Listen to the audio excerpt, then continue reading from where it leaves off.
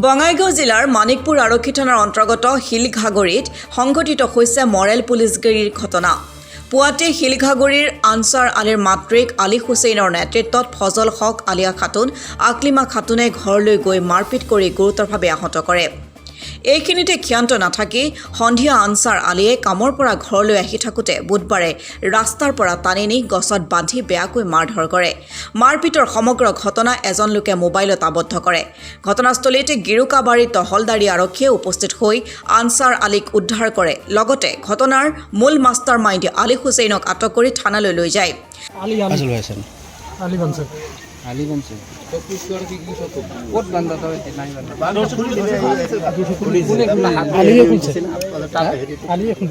আলী আলী নামৰ ল'ৰাটো কি অকলে বান্ধছে?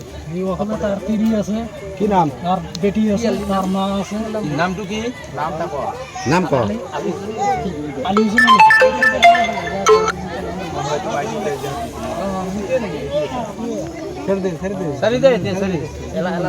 দিনটো সাৰা দিনটো কাম কৰিছে ছাৰ। এই মই মাত্ৰ খালি আলী হুছেইন নামৰ এই ৰাইজৰ পৰা শুনক আপুনি কথাখিনি। বেয়া মানুহ আজিৰ দিনতো এনেকুৱা ঘটনা কৰে নেকি? গছত বান্ধি অপেন পিটি আছে।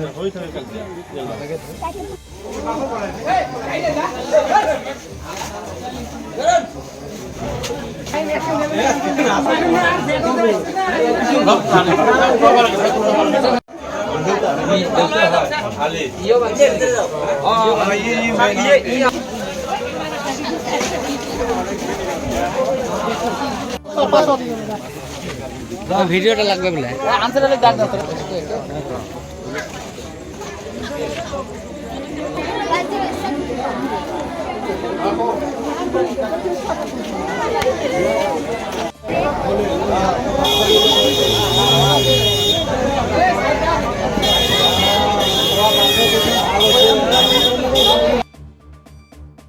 আনছাৰ আলীৰ লগতে মাতৃয়ে বৰ্তমান চিকিৎসাধীন হৈ আছে।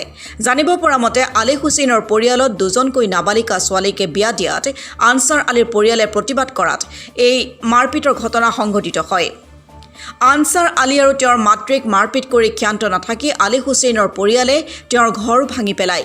এই ঘটনাই অঞ্চলটোত তীব্ৰ প্ৰতিক্ৰিয়াৰ সৃষ্টি কৰিছে।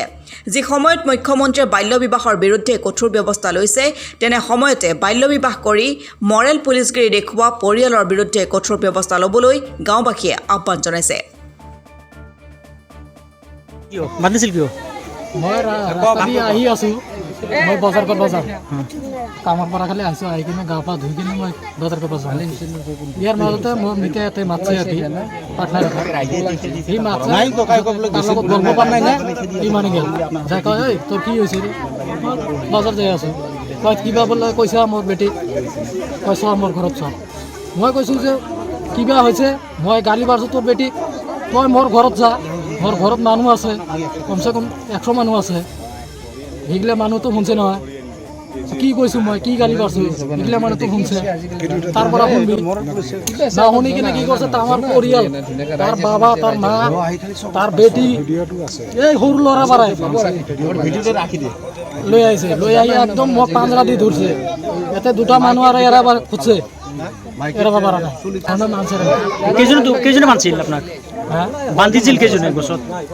বান্ধিছে তাৰ বেটি গো আলী, আলীৰ বেটি আর আলী মারছে নাকি?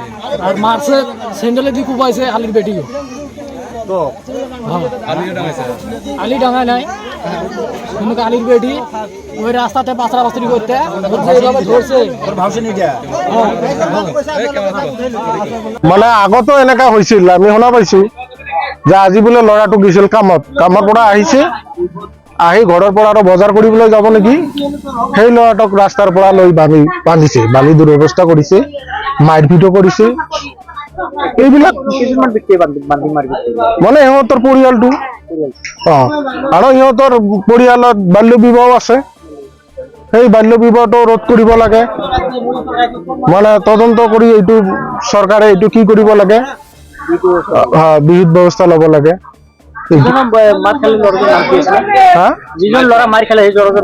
আনছাৰ আলী, আলী হুছেইন। আলী হুছেইনে বান্ধিছে। এনে ঘটনা এইখন ঘৰত না বাল্য বিবাহৰ কাৰণে সেইখন সংগ্ৰহ তাতে বহুত দিনৰ পৰা কাজি কেঁচাল হৈ থাকে, মাৰপিটো হৈ থাকে। মাজে মাজে আমি ৰাইজৰ মানুহ বহি মীমাংসা কৰিছো, তথা সি তাৰ মাজতে সিহঁতে উগ্ৰ হৈ থাকে।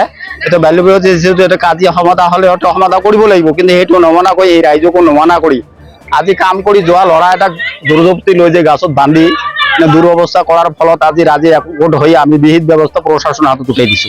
কিয় এই ব্যক্তিজনক ৰাস্তাৰ পৰা টানি নি মাৰিব লগা হ'ল? তাৰমানে সিহঁতৰ ঘৰত আজি ছোৱালী ৰাতিপুৱা বোলে কিবা এটা কাজিয়া হৈছিল, আমি এইটো নাজানো যেনিবা।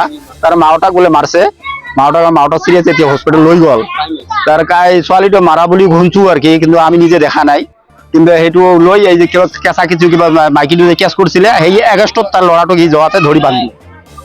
আজি যিজন ল'ৰা মাৰি খালে, ল'ৰাটোৰ নাম কি আছিলে? আনছাৰ আলী। তাৰ মাককো তাৰ মাকক মাৰিছে, তাৰ মাক ক'ত আছে? এতিয়া মানে হস্পিটেলত আছে। চৰকাৰক কি আবেদন হ'ব? প্ৰশাসনক এতিয়া আবেদন জনাইছে, তাৰ উচিত বিচাৰ হ'ব লাগে। মানিকপুৰৰ পৰা আব্দুল সুবাহান আলীৰ ৰিপৰ্ট, অসম টুডে।